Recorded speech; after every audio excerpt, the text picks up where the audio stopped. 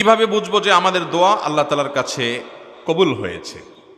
ভাইরা আমার, দোয়া কবুল হয়েছে এরকম নিশ্চিত হওয়ার মতো কোনো সুযোগ বা কোনো উপায় কোরআন এবং হাদিস থেকে জানা যায় না যে হ্যাঁ এ দোয়া কবুল হয়ে গেছে লিখে দেওয়া যায়, নিশ্চিতভাবে বলে দেওয়া যায়। তবে এই সম্পর্কে মুসনাদ আহমদে বর্ণিত আবু সাঈদ খুদরি রাদিয়াল্লাহু তাআলার একটি হাদিস আছে। সেই হাদিসটি আমাদের মাথায় থাকা দরকার। সেটি হলো, নবী করিম সাল্লাল্লাহু আলাইহি ওয়াসাল্লাম বলেছেন যে বান্দা আল্লাহর কাছে যদি, কোনো মুসলমান যদি আল্লাহর কাছে কোনো দোয়া নিবেদন করে, দোয়া কবুলের অন্যতম প্রধান শর্ত হলো হালাল উপার্জন।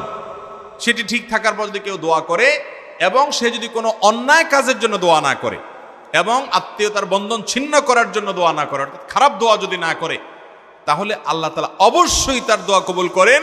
সেটার তিনটা প্রক্রিয়া আছে। এক, সে যা চাইছে আল্লাহ তাআলা সেটাই দিয়ে দিয়েছেন, হয়তো একটু আগে বা পরে। দুই, আল্লাহ তাআলা সে যা চাইছে সেটা দেন নাই, কিন্তু আল্লাহ রাব্বুল আলামিন এর বিনিময়ে তাকে আজর, পুরস্কার কিয়ামতে এমন দিবেন যেটা এর চাইতে অনেক বড়।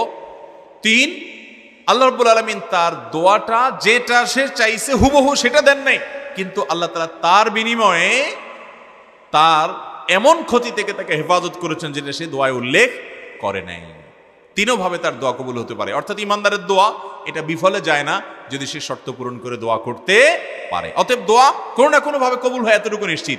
তারপরও বিভিন্ন উলামা ইকরাম, বিভিন্ন ইমামগণ তাদের অভিজ্ঞতার আলোকে বলেছেন যে দোয়ার পর এরকম পরিবেশ হলে, মানসিক পরিস্থিতি এরকম হলে সেই দোয়াটা আল্লাহর কাছে কবুল হয়েছে বলে সুধারণা করা যায়। এটা হলো তাদের অভিজ্ঞতার ব্যাপার, এটা কোনো কোরআন হাদিসের বর্ণনা নয়। তারা বিভিন্ন সময় অভিজ্ঞতা দ্বারা এটি দেখেছেন যে দোয়ার সময় এরকম পরিস্থিতি হলে, মানসিক পরিস্থিতি এরকম হলে সেই দোয়া পরবর্তীতে কবুল হয়েছে দেখা যায়। এটা শুধুই অভিজ্ঞতার ব্যাপার, এটা দিয়ে দলিল বা প্রমাণ দেওয়া যাবে না কোরআন হাদিসের আলোকে।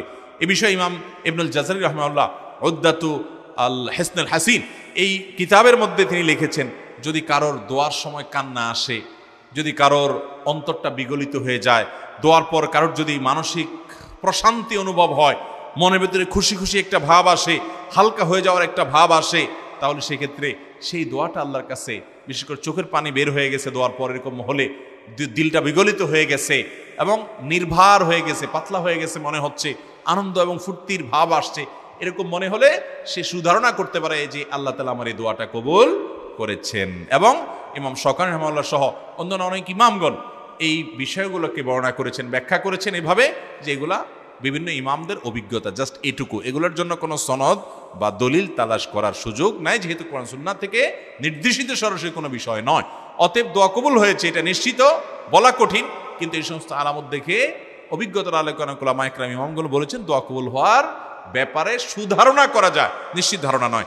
তবে ওই যে হাদিস বলেছি এটা মাথায় রাখতে হবে, শর্ত পূরণ করে দোয়া করলে সে দোয়া বিফলে যাবে না ইনশাআল্লাহ।